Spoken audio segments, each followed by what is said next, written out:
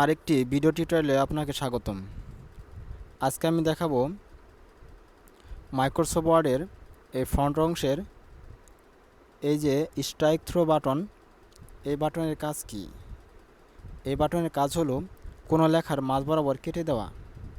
যেমন এই লেখাটি দেখতে পাচ্ছেন, এই লেখাটির মাঝ বরাবর কেটে দেব।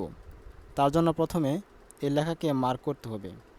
মার্ক করার পর এই ফ্রন্ট অংশে গিয়ে এই স্ট্রাইক থ্রো বাটনে এখানে ক্লিক করতে হবে।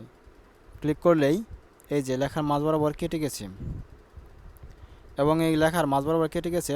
এখান থেকে এটা রিমুভ করতে হলেও আপনাকে প্রথম এটাকে মার্ক করতে হবে। মার্ক করার পর এখানে আবার ক্লিক করতে হবে। এই যে এটা রিমুভ হয়ে গেছে।